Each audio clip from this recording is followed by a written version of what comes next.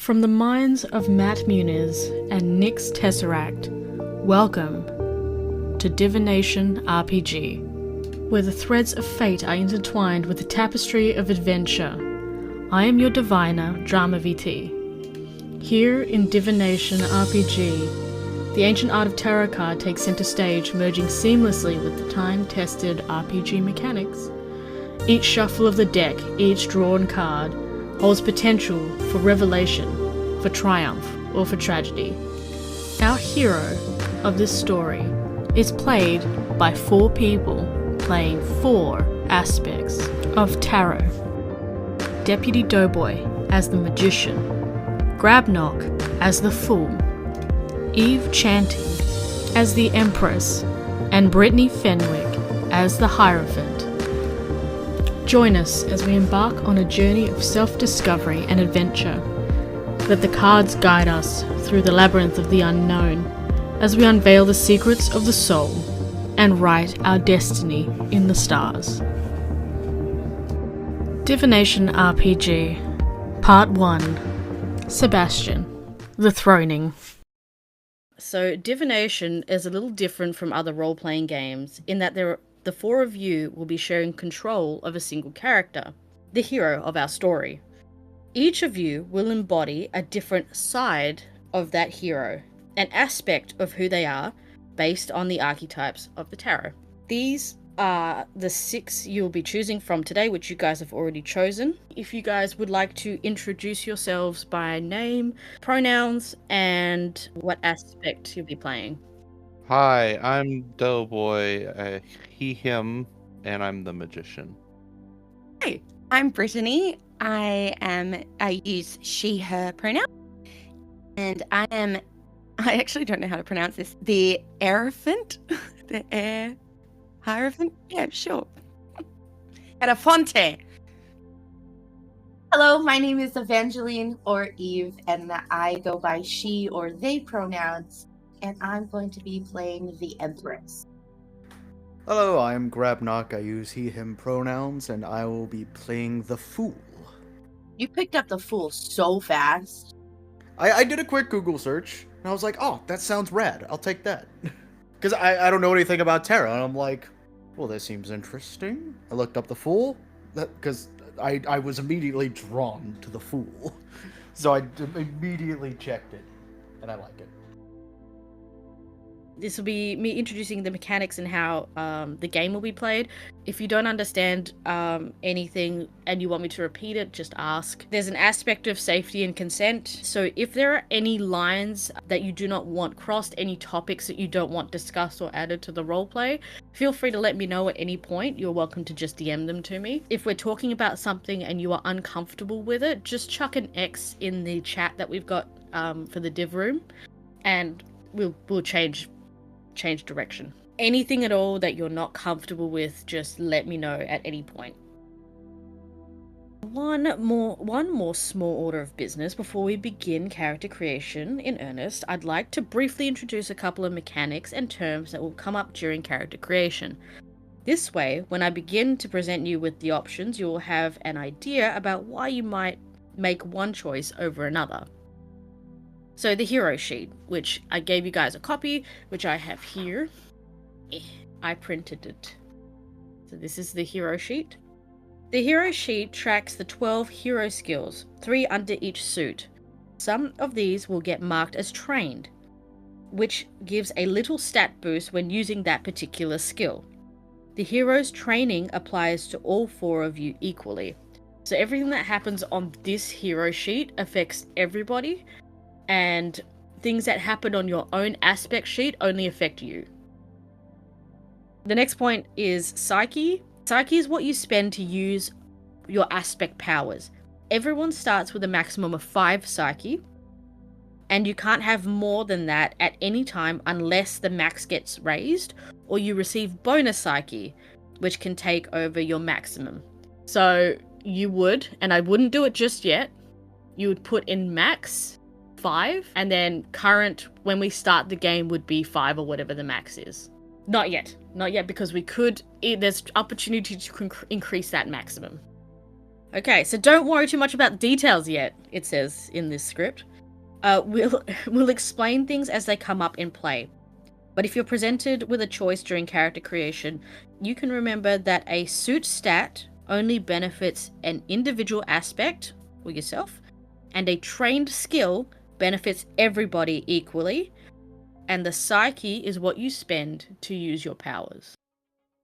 As we turn our minds to our story, let's talk about when and where it takes place. Divination is set in modern times, in a world that looks very much like this one. The hero you create together will be living their life, navigating their world of jobs, relationships, connections, interests, and passions. This story will reveal a world within and behind that one, a world of vivid colours and deep shadows and strange folk. The saturation is turned up on reality of this world behind our world.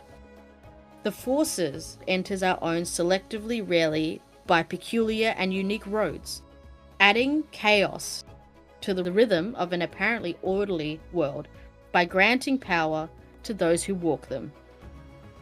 Perhaps your hero will walk such a road. Perhaps they will just cross paths with one. In either case, they will no longer be unaware of the world of heightened colours behind our eyes. In this world, the images of tarot become more allegory. They are portraits. Entities you see in the cards walk the earth and may appear in our story. Your hero will be touched in some way by this world, and once they are, they'll be changed forever. Insert cool music here.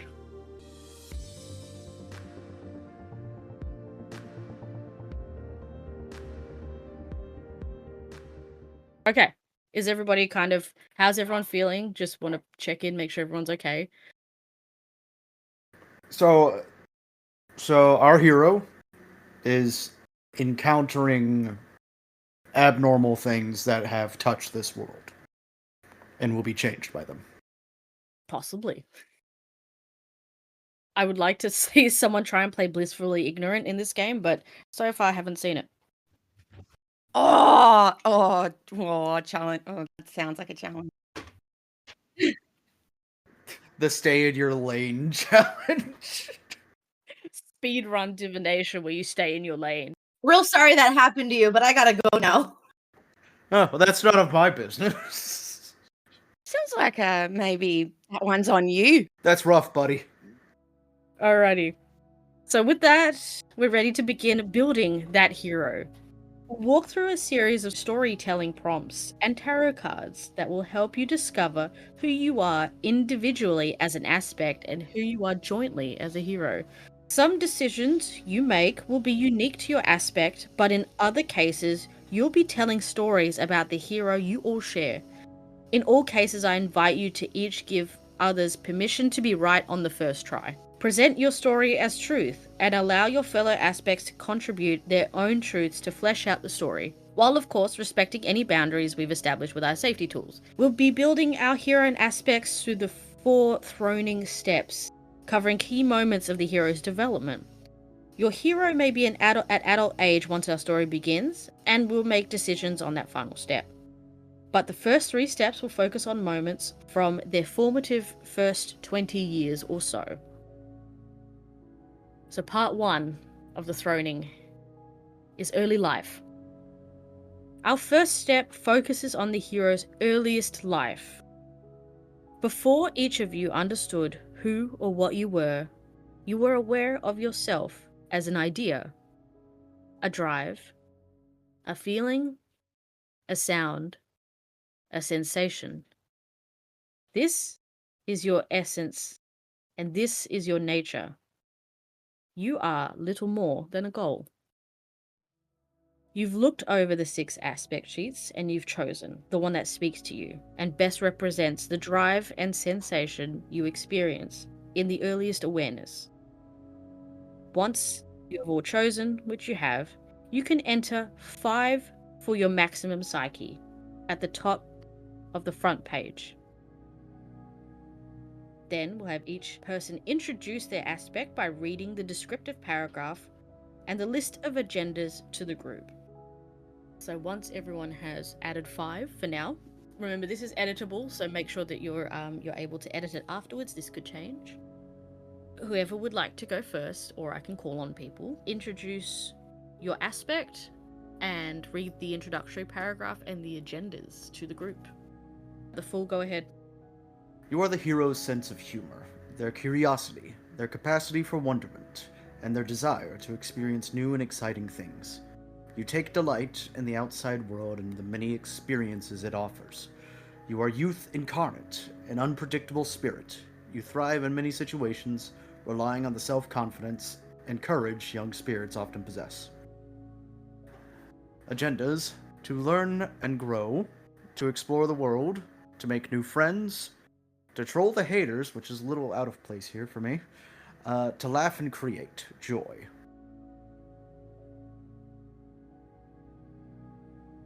Okay, I'll go. The Empress, you are the hero's connection to the infinite force of life. You are all of the pleasant things that happen when life is allowed to flourish in balance with its world. Joy, celebration, beauty, abundance, family, and community. You are a caregiver, a lover, and a fierce defender of those you care for. You have a natural affinity for the arts and for celebration, and enjoy using these affinities to create joy. You make life worth living for the hero through love. My agendas are to foster love, to promote peaceful life, to unite your community, and to celebrate beauty and joy.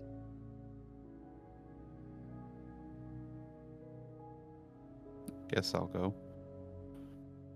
I am the magician. You are the hero's ambitions, their creativity, their skills and capabilities, and their ego. Mighty enough to tackle the largest problems and achieve the greatest heights. You tend to take the long view, helping the hero make choices that will ensure the outcome you desire over time, even if it means sacrifice in the present. Your vision is greater than yourself. It is a vision for the world. Agendas: to achieve greatness, to change the world, to craft a plan and enact it, to cultivate amazing abilities, and to act with decisive force at times.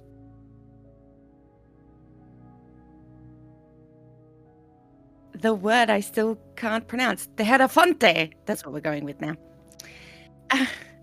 You are the hero's desire to serve. You gain satisfaction from the knowledge that you are something that creates good for the world and preserves knowledge for future generations. Your influence causes the hero to think outside themselves and their pain. You achieve strength through learning, wisdom, and by investing your energy in your community and your world. Agendas are to serve your institution, to consider how you may use your institution to do the most good, to become wise, and to use your wisdom to lead your people.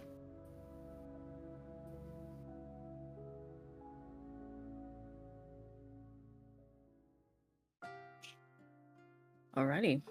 So, we start with our first throning, which is the Throne of Swords, through which we will tell the story about the hero's early life and decide which of you is the Throne of Swords. Swords is the suit of intellect and the mind, of clarity, understanding, discernment, and strategy. It is the realm of thought, the knowledge of life and death, the application of sound judgment. Think of a time early in the hero's life, while you were still young and fresh, learning lessons about the world. And I'm going to ask one of you to tell a story from these years of early childhood where the hero encountered something that frightened you terribly. What sort of lesson did the hero learn from encountering that fear? To help the story, I will draw a card from the lesser deck that we use as a catalyst. What I shall do is I will fan these cards out, and someone can say stop, and I'll draw the card from the top there. Point someone feels it. Stop. we have the Seven of Pentacles. So, the Seven of Pentacles, it looks like there is a lot of things piling up. This card represents a lot of things going on for the hero, but with limited reward. It also represents insecurity, a time when we didn't feel sure of ourselves. And it also feels like a lack of growth. With all of these aspects and these things around us, we don't feel like we're receiving what we should be receiving. With this card as inspiration, which of you think that there is a story here where the hero was extremely frightened as a young child? What frightened you, and what lesson did you learn?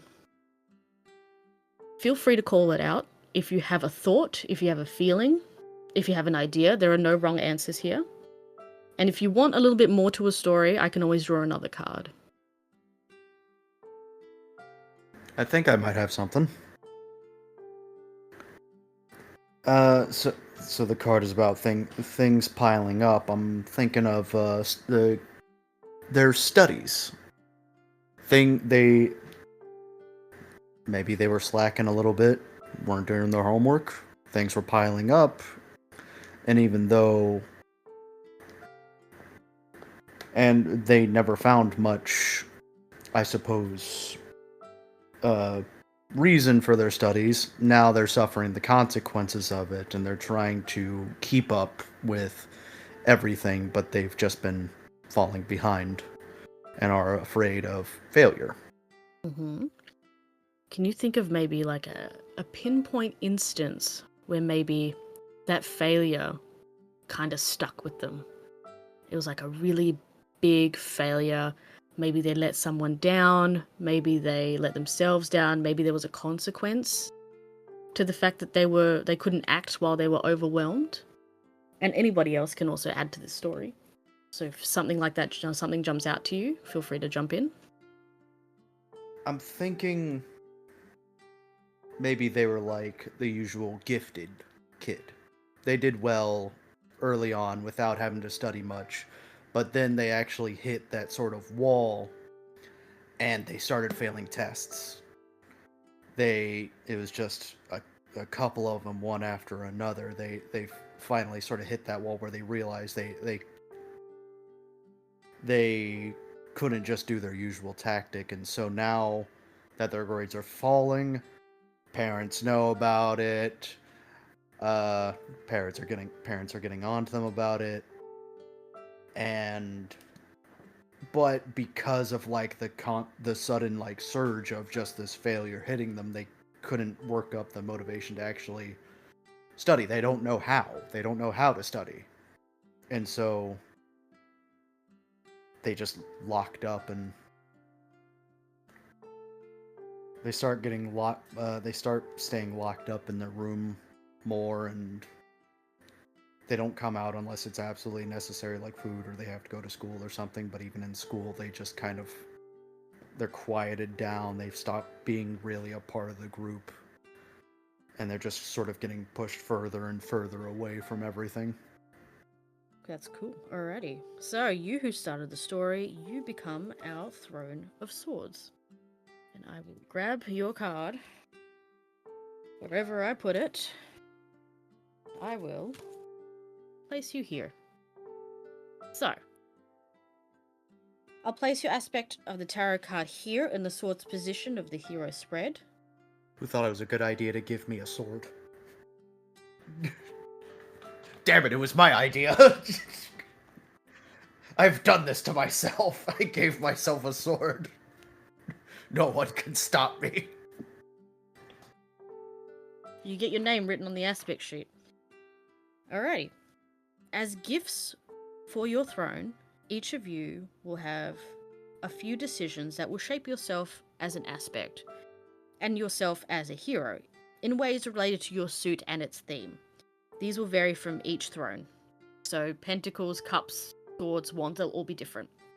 So everyone will contribute to a different part of the hero's development depending on the throne that you occupy. So, as the Throne of Swords, the Fool, you may do the following. You may mark +1 in your suit stat, and this is just for the Fool. So at the top of the page in that diamond, you can mark +1. And once you've done that, you may choose one skill on the hero sheet to mark as trained. It doesn't need to be in swords, but it should be something that you took from the experience of this story. So there are these 12 skills. So, for example, in swords, we have perception, machination, and desertion. For wands, we have vitality, force, and leadership. For cups, we have composure, expression, and connection. For pentacles, we have craft, worldliness, and fortune. You can choose one of these, just Grabnok can choose one of these to be trained in, as per developed from the story that we've started. So, our hero has hit the wall, basically, where everything was easy to them. Study, academia was easy to them. And now, for some reason or another, we're not sure yet, they've hit a wall where all of a sudden everything isn't easy, and they haven't given themselves or trained themselves to be able to keep up with the new ways of studying, and have basically receded into themselves because they've realized they've started to fail and they're not used to it. So which of these skills do you think would suit that best, Grabnok? And it doesn't have to be from swords. Correct. Composure. Because I imagine to deal with the stress of the situation, they had to kind of pull themselves together and just like, I have to do this. And that's what got them out of it. But awesome. I love that. That's a really good choice. So through working through this now newfound fear of failure, they've worked on their composure. They maybe don't want to show people that they're affected by what's happening. And so through their isolation, they've also carried that out to when they do eventually go out to eat or to see people when required. They're very composed. I like that. But that is not all for you, the Fool. I also am going to present you with 2 additional options for further customizing your aspect and the hero. You may choose either one of these or skip them, both, and leave things as they are. Okay, so you can choose one of these options or you can not choose any of these options. It's up to you. The power is yours. Your 2 options are, number 1, mark a -1 in one of your other suit stats, so not swords. And in exchange, you train one more skill that is relevant to this story on the hero sheet. Or you mark -1 in 2 of your other suit stats that are not swords, and in exchange, you get to add an additional +1 to your sword suit, bringing that up to a +2. So the first option benefits everyone because you're training yourself in another skill. The other option makes you stronger in your sword suit. So it just affects you. So let's do. So can I do a -1 and train in the same suit, like pentacles, and train worldliness? So on your diamond, you would put a -1 in pentacles. You want to train worldliness. So you call upon general or topical knowledge across a variety of subjects. That's interesting. So in saying that, would you be implying that because our hero has kind of recluded into themselves, and kind of locked themselves away a little bit, that they would still be trying to learn and to read and consume knowledge? Yes, something so that this doesn't happen again, where they at least have some knowledge that they can at least scrape by. Even if they don't want to fail in anything, so they're trying to know something of everything. Okay. We like that. So do people understand sort of what's going on here? Because you all have to do it. Mm. Yes. So on my sheet, I've got a +1 in swords and a -1 in pentacles. Yeah, we are trained in composure and we are trained in worldliness.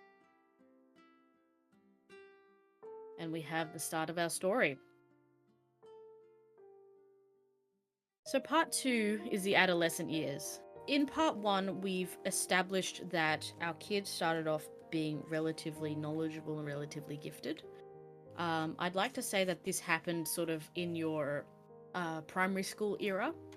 So I'm not sure when you guys finished primary school in the US and moved to middle school. We'll go with elementary. So in elementary school, we were gifted, we were talented, we were top of our class. And then we got into maybe our first year of middle school and realized that the way that we were tackling the world, the things that came sort of naturally to us, no longer were natural. And because we were able to fly by in elementary school, we never trained or we never learned how to manage the education system in middle school. Does that make sense to everybody? Yes. If it's not sort of coming together, that's fine. It'll all form out when we've thrown all our suits. So don't panic. All right, so part 2, the adolescent years. As you grew, you began to express an identity informed by the way you're finding on the outside. You continue to have experiences and interact with people. You filter it all through the lens of your own agendas. On the back of your aspect sheet, there's a series of prompts. You will find one about your nature, one about your private space, one about your appearance, and one or more questions that are unique to your aspect. Consider your aspect's emerging identity as the hero grows into adolescence and begins to perceive adulthood and the outside world, and begin to fill these out. Don't complete the one about your sibling relationships yet, though. So please fill out those series of prompts, just not the one about your siblings. You're growing with this hero, so you kind of have to start figuring yourself out. There are no wrong answers. Feel free to write down anything that you feel fits you and maybe even fits the story that we've started. Don't feel limited to trying to seem like a prim proper actual manifestation, so you all have like different things that make you guys unique, and they can be as yours as they feel. So we can be not human. Correct. Yep. You can be non-human, you could be anything, you could be an entity, you can be a void. Alrighty, everybody is ready. Love that. Let's go around the room and hear what each of you have written so far. The wording of your prompt is a little different for each aspect, so go ahead, read the prompt for us, and then tell us about how you answered. Take it away, magician. Okay. The first one is your existential ambition. In the beginning, you wanted something for yourself from the world, perhaps even something so huge it's unattainable. What is your existential ambition? And I was very broad with this because I didn't know how to answer it. To be all I can be and be the best at it. Your appearance. In the outside world, you always look the same. Back in your private space, you look however you want and can change your appearance freely. What do you look like most often? And despite the reality of the world, I imagine a magical ball of light, the brightest light you could possibly imagine. Definitely pulses. Your private space. The outside world is full of goals and interests, but that world is solid and yours is not. Your private space reflects your friendships, interests, and passions. What does yours consist of? It's a desk where I can sit and focus on creativity. Joyful and just perfect. The perfect escape. What is the desk made of? Mahogany. What would be on that desk? Whatever art supply I feel like I needed at the time. Is it messy or is it like organized? Well organized. Your table, somewhere in your private space, is a private, powerful area. It and its contents may appear as anything, but always has some form of sword, wand, cup, and pentacle, symbolizing your mastery of the elements of the world. What is your table? Mine is a cereal bowl because it can hold everything one needs, but it goes against the grain of a normal pedestal. It's so good. All that. And how are the how is the sword, the cup, the pentacle, the wand how do they appear in your cereal bowl? Is it like Lucky Charms that just kind of float around in the milk, or Yeah. They all like different cereals. Yeah. So very interesting soup you've got. sips on a good soup? It is the brew for the people. As you grew, you discovered the society of the outside to find the greatness for which you've destined, you've cultivated, and I picked creativity. You learned to make amazing things to demonstrate your skill and mind. Love that. That's amazing. Alrighty, who's next? Okay, I'll go. So first is my nature. As you emerged from your private space, you discovered the people of the outside and found much to love about them. You primarily bonded with them through, I chose beauty. You found it in any forms you like: physical, vocal, spiritual, and emotional. Your private space. In the beginning, your world was natural and vibrant and completely in balance. It may have taken you a long time to discover the outside world because your private one was so rich and alive in a way that no other aspects is. What is your private space like? I chose a fantasy world, a place abiding by rules different than the outside. I wasn't too sure if this kind of corresponded with the hero's life as well, because I was thinking that while we were reclused and alone, we read a lot, which we probably saw a lot of all sorts of different stories, like fantasy worlds or modern worlds, and I think that's what our space would have picked up on the most, would be a fantasy world. So what kind of fantasy world are we thinking? Are we thinking like a forest or a castle? Maybe they have a favorite book or a favorite form of media that they've consumed, and they want to emulate, or you want to emulate that. What would resonate better with you yourself? My brain's always kind of frothing at medieval times, so I never think of modern twists. So it's definitely probably a favorite book in some fantastical castle. I think it would remind the hero too a bit of their home life, I feel. So I have your appearance. In the outside world, you always look the same. Back in your private space, you look however you want and can change your appearance freely. What do you look like most often? So I chose more of a presence that you can feel instead of something that you can see visually when you speak to. So when you feel me, it's more of a warm breeze or like just an enveloping hug when we communicate. It's like a warm breeze that you know, like there's a presence and not a non-weird way. Your celebration. As you grew, you found a great source of joy in a group activity you participate in with your friends and family. What was the nature of that celebration, and how can it carry over into your private space?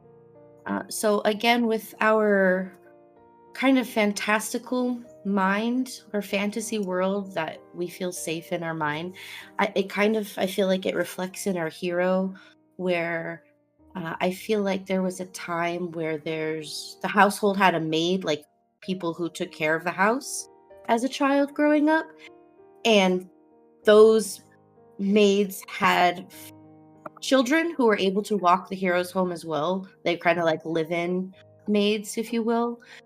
And when those children or that child specifically saw our heroes start to close in on themselves and recoil and stop being as vibrant as they once were, they kind of took it upon themselves to reach out and try to befriend them, to pull them out of those dark walls and areas of the lonesome tendencies. Okay, I like that. So, this child, who are they? Like, what is their name? Can I get a group opinion on that? Yeah. Great. All right, guys. Name the kid. Bibbidi. I was just gonna go with Ted. That's a good name too. I like Bibbidi Ted. So we have our first NPC, Bibbidi Ted. Bibbidi's a nickname. That's not a name for the child the parents would give their child. Yeah, okay, perfect. To fit in with the story, Ted was our hero's friend, and he also liked. Actually, I will not assume. Is this male or female? It can also be non-binary. Up to you guys. Non-binary Ted. Non-binary. Okay, no, Ted is not. Ted can be non-binary. That's fine. They can. I was gonna say maybe Ted also likes the idea of fantasy, and so maybe they watched, all aspects of fairy tales like Cinderella, and maybe their favorite movie was Cinderella, and so the whole bibbidi bobbidi boo, and then that's how they came up with the nickname. We have created our first NPC. Yes, their name is Bibbidi. They are non-binary. Their real name is Ted. And they appeared to us during our recluseness, and they are one of the maid's children. Alright, so, who is next? I can go. The Hierophante. Because, yep, that's just what it is now. So, your nature. As you emerged from your private space, you discovered the people of the outside and considered how you would best serve them. So, I went with sacrifice. You are willing to give your time and strength to your community. Then we have your private space. So the outside world is full of people to serve and knowledge to find, but your private space reflects your ideals, passions, and the world you know. What does it consist of? So I said it was like a big, fancy doghouse. Like, I don't know if you've seen the reels on Instagram, but this dude has built his dog like a special doghouse under the stairs, and they have a TV in there, and it's super cuddly. It's real cute. So it has like a anti-gravity setting, so if I just want to float around, I can turn that off and on. But there's also a gaming console, there's plants, there's like a nice little fireplace and weighted blankets. So we can flick between being weightless and floating around in gravity, or we can be like, no, I need the pressure today on me chest. So we do that. So that's our private space. Your symbol. At some point, you began to see an image over and over and knew that it was a message from the world or from the divine, a calling to serve. What was your symbol? So I said our symbol was the young version of us. So we would just keep seeing that kind of little kid version of us and how we felt in times like when we felt kind of like we'd pulled ourselves away from the world. And then to add to that, I guess, now that we have Ted, when we think about Ted and that friendship and how that made us feel a bit better and not so isolated, so we kind of keep seeing small. I might actually change it to be an image of Ted and ourselves playing and laughing together, and that's kind of our symbol and our drive in a way to give our time as sacrifice, because we want to be that for other people and make sure they know that there's hope. We have institutional ideal. So as you grew, your path led to an ideal that you knew was right for you. Part of your life is finding or serving an institution that shares that ideal. So we got to pick an ideal. There was one that said, specify your own. And I went with that. Yeah, it's okay. We didn't go too goofy on it. We went a little goofy. I wrote, this is for all the Supernatural fans, I wrote saving people, hunting things, the family business. But I think it would actually be, there's one that says community, which I think is probably more in line So it's that same thing of wanting to help others, but it's a group of people organized around shared experience. So, yeah, I think we'll go community. Sweet. Then we have your appearance. It says, in the outside world, you always look the same. Back in your private space, you look however you want and can change your appearance freely. What do you look like most often? So I think most often we are just cozy. So oversized hoodie, that's probably D&D merch. Let's go with that. And yeah, comfort over everything else. But when we're in our private space, we turn into a little puppy and we can chill in like big beanbag chairs and stuff. But we're one of those, it's a dachshund, like a little sausage dog. We're a puppy sausage dog in our private space. Amazing. Alrighty, was there anything else for you, Hierophant? No, that's it. Alrighty, and I think we just have the Fool left. 'Tis I, the fool. Your nature, as you grew, you heard so much laughter in the outside. There were many other kids like you, and everyone was laughing. In response, you became quite... the choices were callous, funny, sweet, nerdy. And I went with sweet, because this is apparently a personal attack on me. You found one true friend, and you made each other laugh. And that ended up actually lining up very well with the Ted. Yep, so Ted is our friend, our one friend. The one true friend. The homie. The eternal homie. One friend to rule them all. Your companion. In the beginning, before you even knew what you were, you heard the sound of a small creature, a best friend. What is the name and nature of your companion? I went with a rabbit, named Nutmeg.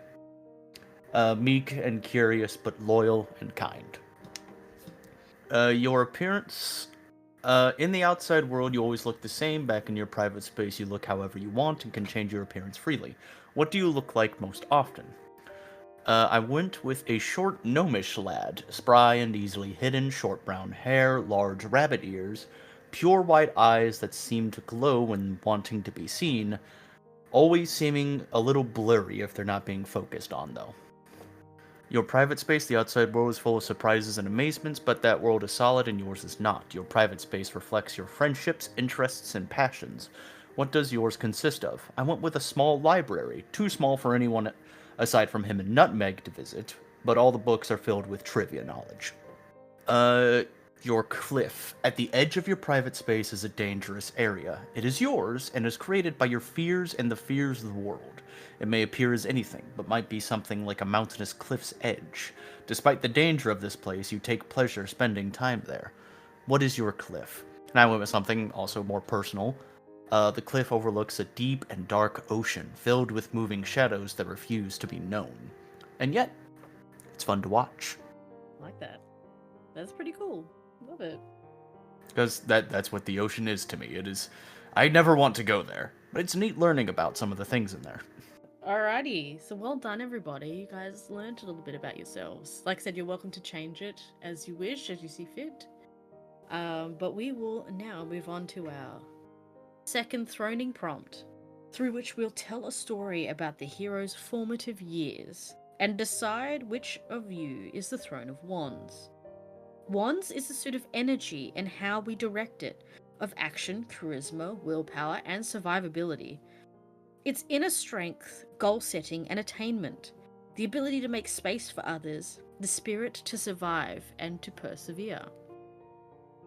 Think of a time in the hero's hero's childhood or early teen life, when you discovered you had a natural aptitude, a special gift, or a particular ability. It's not like a magical ability. It's not like, oh, we can breathe fire now. No, it's like, if you a talent for wood carving or Origami. The gateway into the weeb. I'm so amazing at playing Valorant. it could be first-person shooters. Who knows? What is the nature of this strength? How did you discover it? And what do you use it for? And what has it taught you? To help you inspire your story, I'll draw a card from the lesson deck to use as a catalyst. Alrighty, we have the Six of Cups. Nostalgia, healing, balance, and peace, and looking back on the past. I'm just gonna like a look here. The depiction on this card for the Six of Cups is we have, it looks like a gentleman giving some flowers to a smaller woman. And he's surrounded by cups that are full of flowers as well. So in the spirit of maybe giving or participation, maybe our skill opened us up to new people, to new situations, to new friends, or maybe this is us and Ted, and they helped us find our ability and our talent that maybe drew us out of our seclusion. Or this card is also happening outside, so it could also be an outside force. It could be something that we did at school, or maybe an extracurricular activity we were forced into. The world is our oyster at this stage. So everybody except our swords, so the Fool. If you would like to start the story, just call it out if something has resonated with you. If you need more prompting, I can always draw another card. Maybe Ted invited us to a D&D campaign. Okay, yeah. And what natural aptitude do you think we had for that? An affinity for rolling nat 20s. Yeah. Always rolling nat 20s.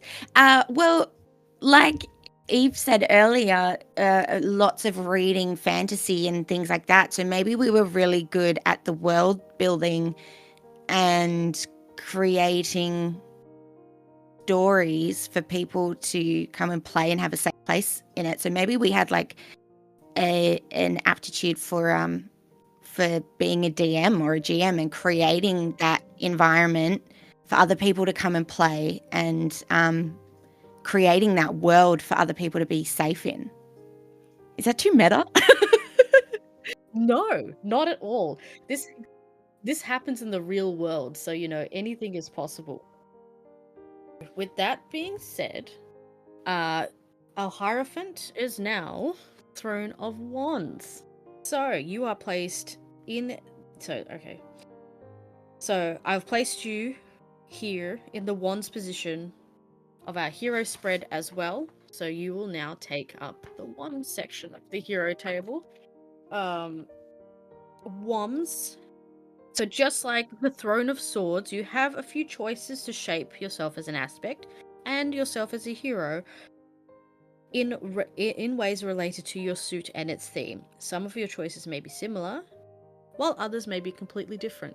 As the Throne of Wands, you may do the following. Mark a +1 in your wand suit stat. So on your aspect sheet, there is a diamond. I would like you to mark a +1 in your suit stat. Done. Okay, and you may choose any one skill on the hero sheet to mark as trained. So, with the hero sheets here, so we have craft, worldliness and fortune in pentacles, perception, machination and discretion in swords, vitality, force and leadership in wands, composure, expression and connection in cups. So you can pick any one of these that isn't already chosen, which we've already got composure and worldliness. I've decided I'm going connection. Connection, alrighty, cool. We're connection. Sense and understanding and empathize with feelings of another person or a group. We love it. So just like the swords, I'm going to present you with 2 additional options for further customization of your aspect and the hero at this point. You may choose either one of these or skip them both and leave things as they are right now.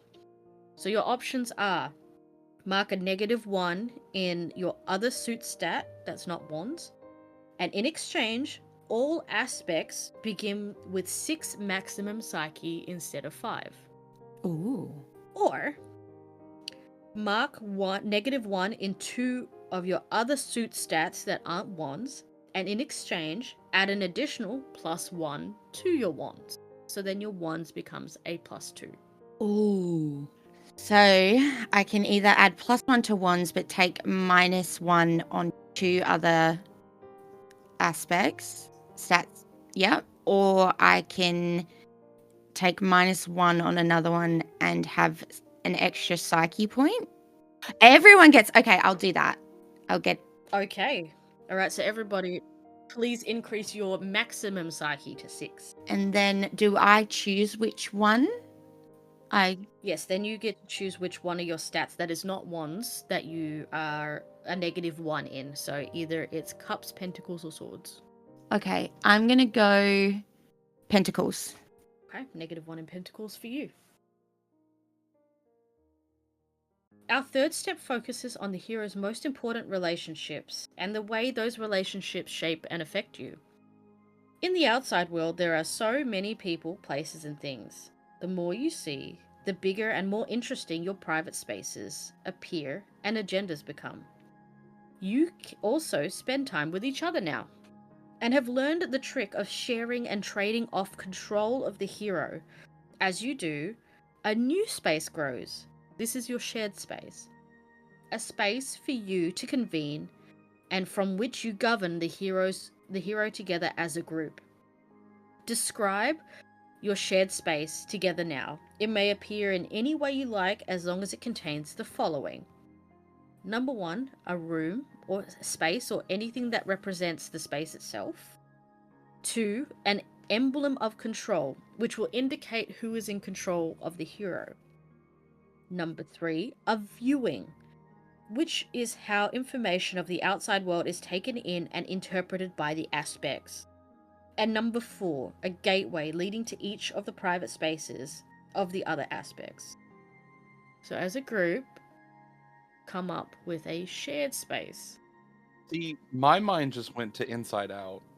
I'm thinking it's just the control room thing. Ooh. Control room. I like that.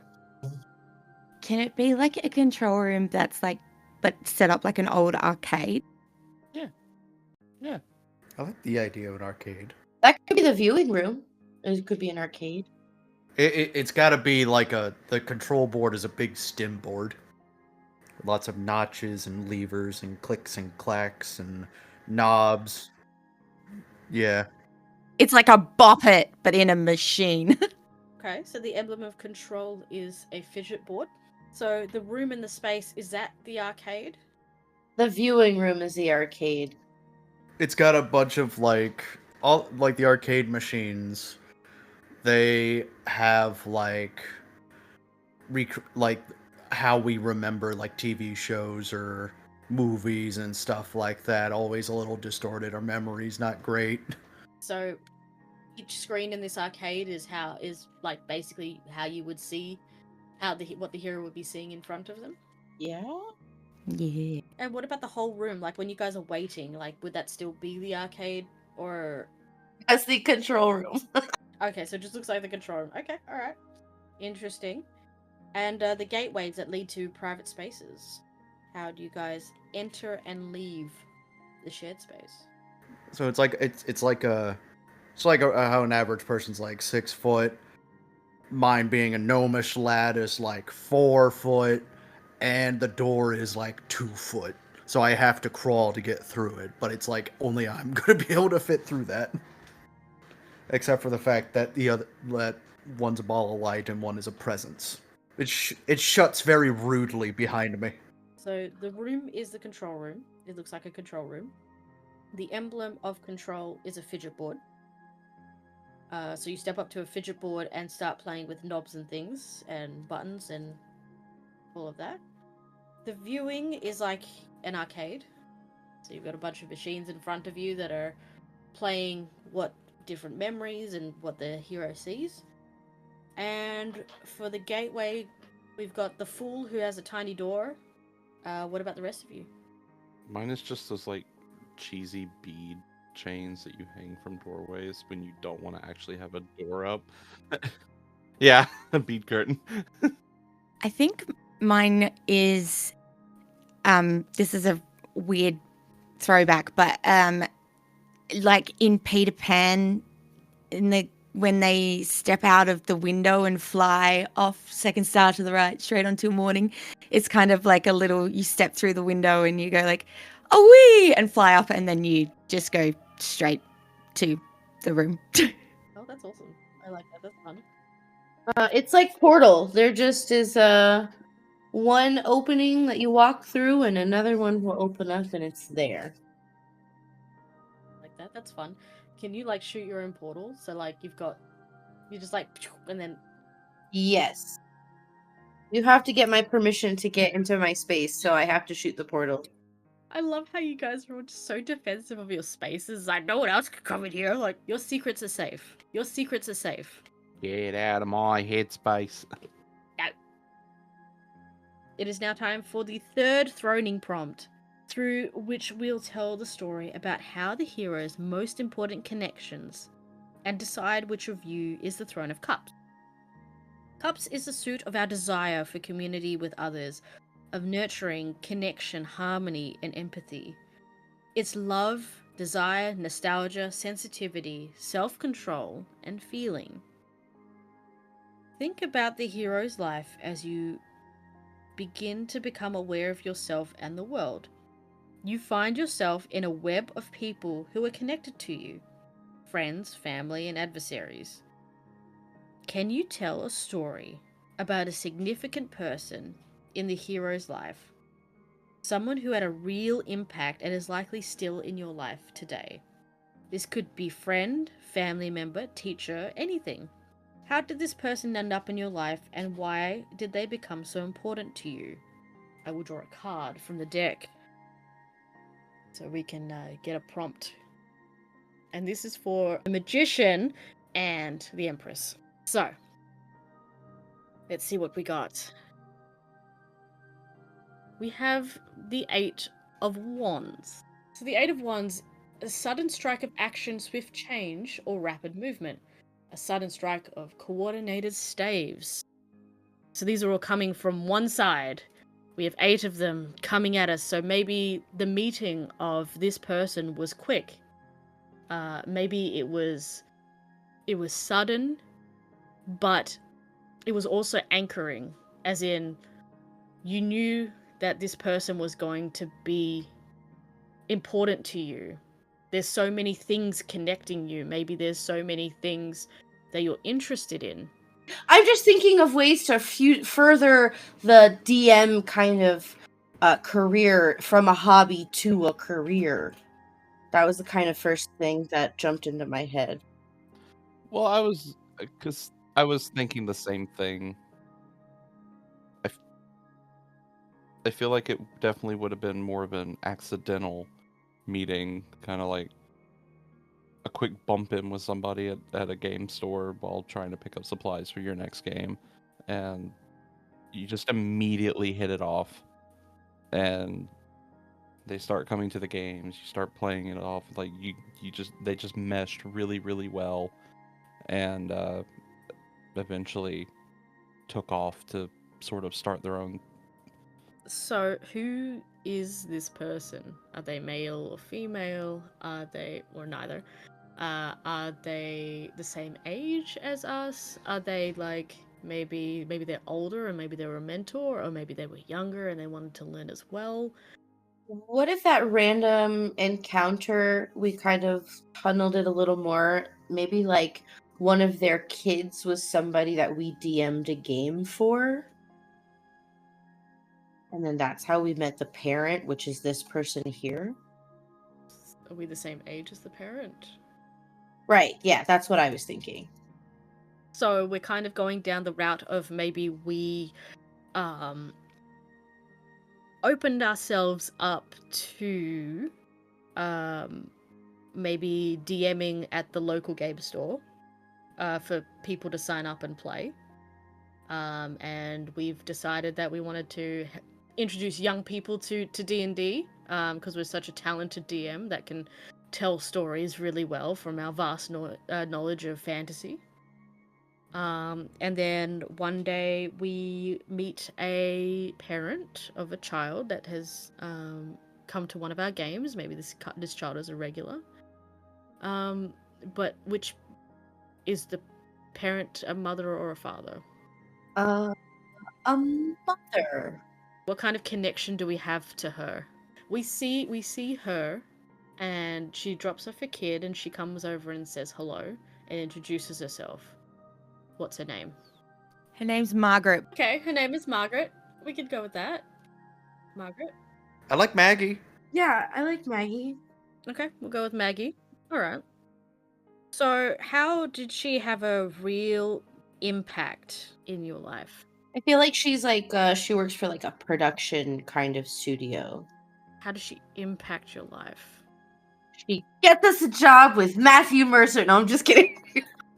Maybe she put us in contact with someone and we got an internship with Matthew Mercer. So this person is supposed to be significant, so so maybe she could also be, as I know we're all nerds and shut-ins and we don't like to say it, but maybe she could be first love. Maybe. Yeah, maybe she's a nerd too, and she's looking to join a group herself. And then it's a slow romance as he DMs and she games. I want to tack onto that a little bit. I feel like she pulled the hero aside to be like, hey, my kid's really enjoying this. You've really made an impact on their creativity and their willingness to open up.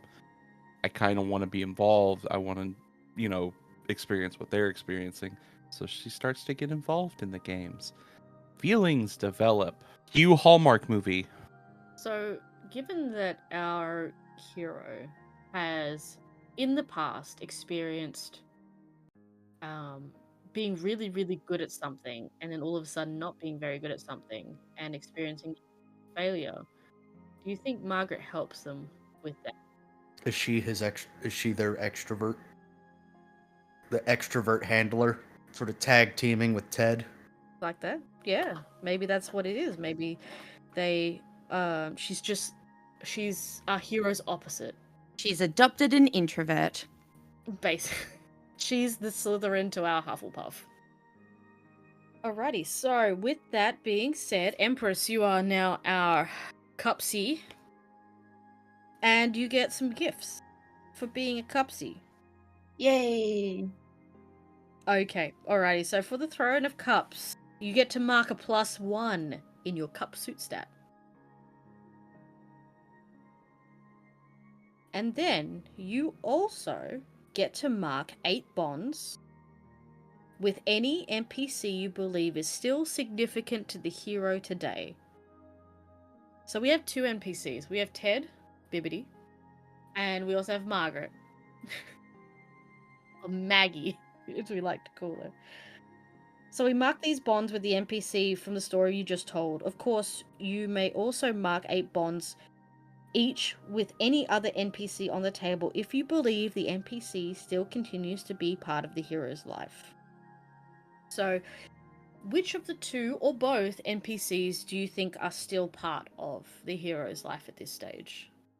So we're coming into a bit more of an adulthood. We are finding our own. We might have moved out or be considering moving out. Are we still friends with Ted? Yeah, I definitely think we're homies with Ted still. But I think the more prevalent one right now is with Maggie. Can I give it to both of them and be okay though? Yeah, I think you can. Okay, I think I'll just do that. I'll do that. Just because I get into a relationship, I'm still gonna love my homies. I can't forget about you, bros. We love that. Okay. Ted and Margaret are in our lives. They are a standard connection with us at the moment. So, moving on. As just like the previous 2 thrones, you get 2 additional options for final customization. You may either choose one or skip both and leave things as they are. So your choices are: mark -1 in your other suit stat that's not cups, and in exchange, all aspects start the game with 7 powers instead of 6. So 7 psyche instead of 6. Oh, sorry, 7 powers. So that list on the other page is your powers. You would normally choose 6, but you might be able to choose 7. That makes sense? Or you mark -1 and 2 of your other suit stats that are not cups, and in exchange you add an additional +1 to cups, being a +2 in cups. Yeah, I think we're gonna do that one. To mark 1 in your other suit stat that's not cups, and in exchange all aspects, so everyone gets to start the game with 7 powers instead of 6. What are you going to -1 in? Pentacles. Pentacles? Alright, -1 in pentacles. Alrighty. So moving on, in addition to the relationships growing between the hero and other people, there are also relationships taking shape between the 4 of you. Now that you understand the nature and the agendas of your fellow aspects, look over your sibling relationship questions and fill in any that you know to be true. Fill in the name of the aspects best described by each sentence. And note that some of the questions also have either or option where you circle one to choose either. You don't have to complete them all, but try choose at least 3, 1 for each of your siblings. So everyone can do that now. And just let me know. So in your sibling relationships, you've got sentences. So you just fill in the blanks with the names of the other aspects.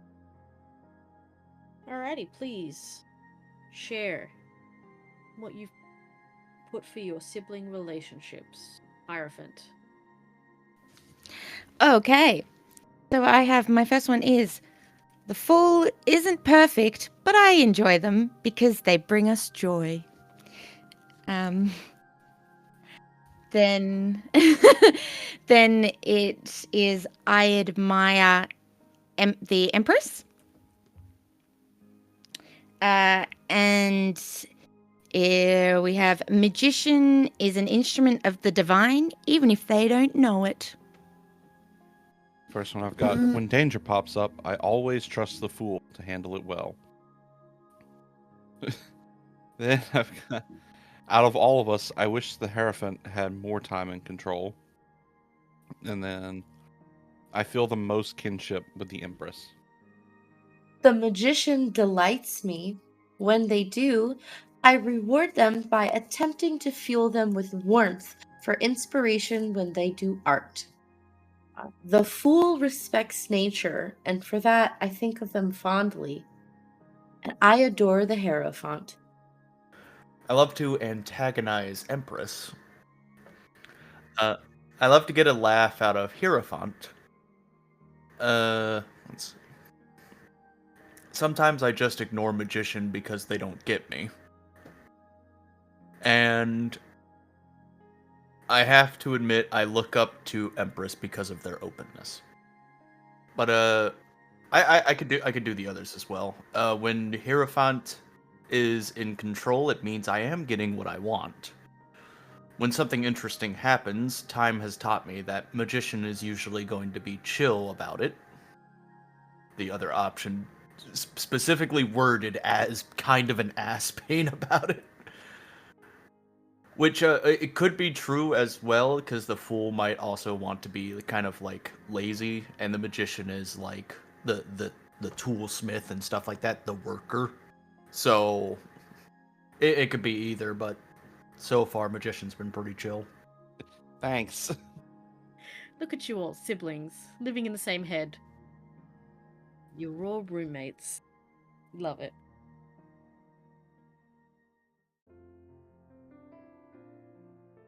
Alrighty, let's move on then. Part 4. Our 4th and final step focuses on the world the hero has built around themselves. You are now a well-developed entity. Each one of you is fully yourself as an aspect, and each one of you is fully and equally the hero. If you have any prompts on your background sheet that you haven't filled out yet, try to finish these now. Keep in mind that all of these prompts are fluid, that you as an aspect are fluid, and that any of these features may change at any time to fit your story. Alright, so time for the final thrown-in question, through which we will tell a story about the hero's place in the world.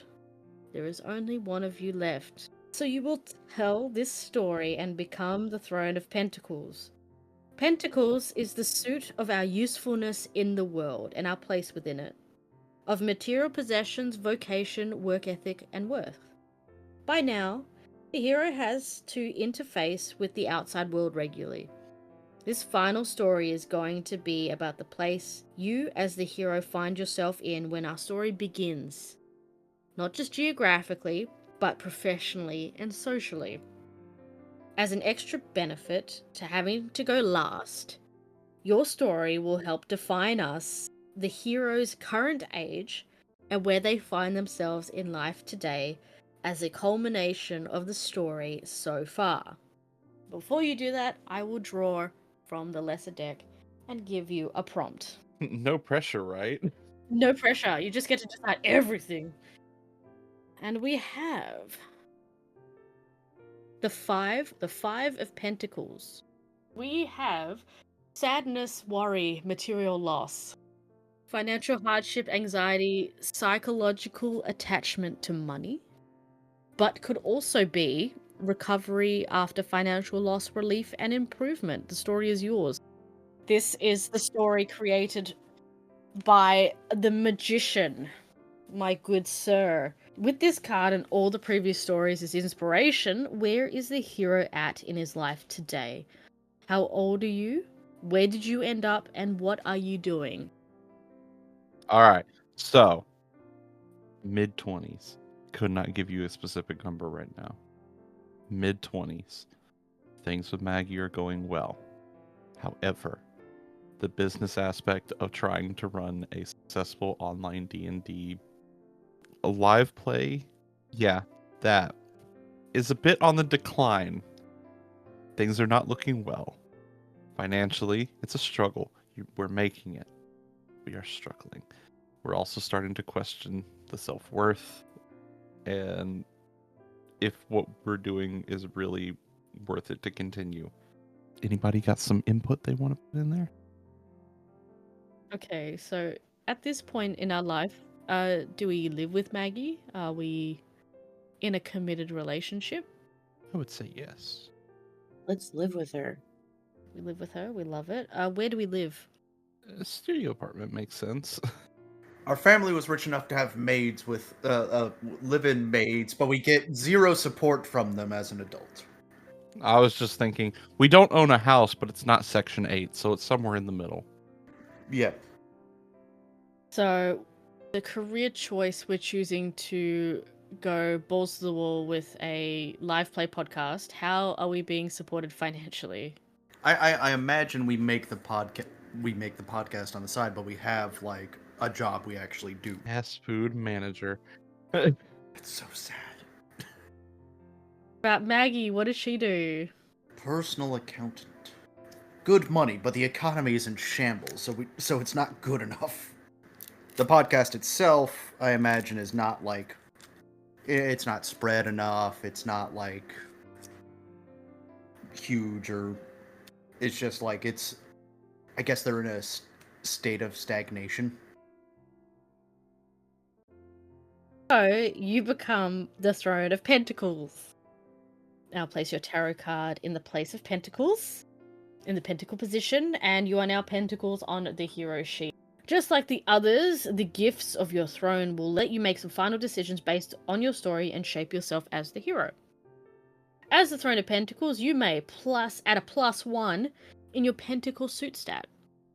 And then you get to designate the hero's vocation and age. At the top of the story, mark them on the hero sheet. So, their vocation is fast food restaurant manager? Is that what we're going with? Yeah. And how old are they? You need to give me a number. Throw it out there. 24. 24? Okay. Alrighty, and just like the others, I'm going to present you with 2 additional options to further your customization of the aspect in the hero. You may choose either one, or you may choose none.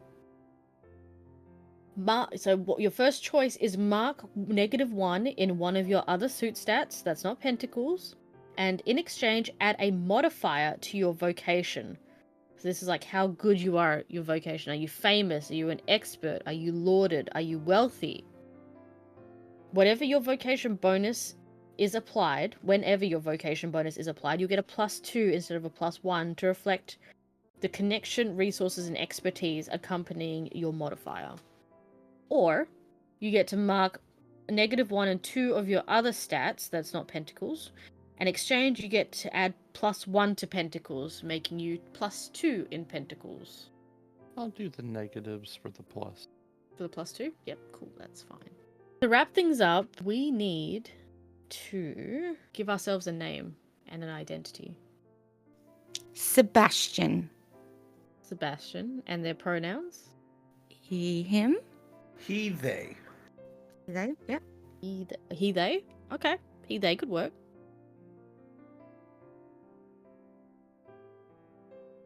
Alrighty, so I just want to do some finalizing on attachments and such with our NPCs that we've made. So we have Teddy. What do you think Teddy's up to? What does Teddy do? He's the teacher.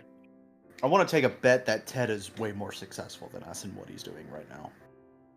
Can they be a teacher of, what's it called when people who train their dogs to do like the dog shows and they do like the obstacle courses and stuff? Can they be a teacher in how to train your dragon? No, how to train the dogs with like the dog show obstacle coursey things? So he's a canine coach. Yeah. Yeah, deal. Okay, a canine coach. We love it. You gave him 8, so he is standardly attached. What kind of like attachment? Is he like a best friend? Is he like do we look to him for guidance? Is he like a mentor? Bestie? What do you guys think? They'd be our bestie, yeah. This is very sad, but I had the idea of like we're still in each other's lives, but because of the busy schedule between us, there's not a lot of time to hang out anymore with Ted. Okay. So we're besties, but like we're drifting. All right, awesome. I love that. This is great. This is the bonding experience I hope it was going to be.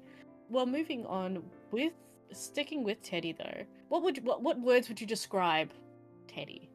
So Teddy, I want to clarify. Teddy helped us with, like, in our childhood to kind of open back up after we shut ourselves away. Probably shared in some interests, but did we continue to share those same interests? Like, are they also into D&D as well, or are they kind of in a different, like, do they prefer like video games or TV shows or something? Like, would they be part of the podcast as well? Yeah, I like that idea. Because it makes sense that we showed it to somebody else. So I think with that, I feel like the Page of Cups is probably the best suit for Teddy. They're self-actualized, they're a true friend, they've been resilient, forgiving of our times. And so with him, if we are with Teddy in any of the any of the tests that we come across, if we have a disaster, it'll only just be read as a failure, so it's not going to be as horrendous as we think it is. Alrighty, for Margaret, who we said was an accountant, I assume she is a lover for us and she's still with us, which is nice. What words would we use to describe Margaret? Sugary sweet. I was going to say sunshine. Actual ray of sunshine. A bit overbearing at times, but sometimes we need that. Ambitious? Golden retriever. I'm imagining she could enter any crowded room and make a new friend. Social butterfly, for sure. Are we thinking maybe like kind-faced, where was the like, or maybe compassionate and empowering? Or is it more reassuring, assisting, and a soothing presence? That one, the soothing presence. Alright. So we'll give her the Queen of Cups.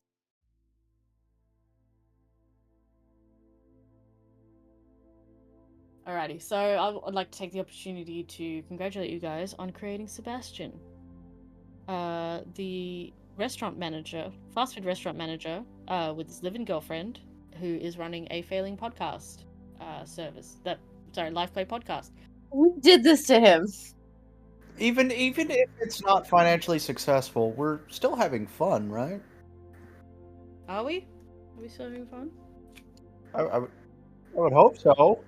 Be a Take the opportunity to stretch, and when everybody is ready and raring, we will actually play a little bit of the game. Divination RPG is brought to you by Night Goddess Games. You can find them on Twitter at Divination RPG. If you have enjoyed our story thus far, feel free to follow us on Spotify.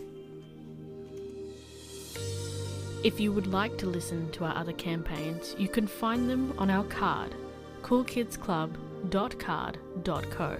That's COOLCIDSCLUB.CARRD.co. You can find me on Twitter at drama_VT. You can find Eve at Evechantress. You can find Grabnok at Grabnok_001.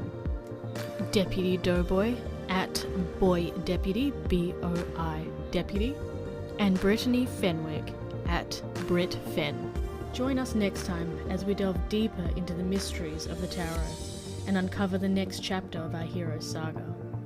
Until then, may your dreams be filled with whispers of prophecy, and may the cards be ever in your favor.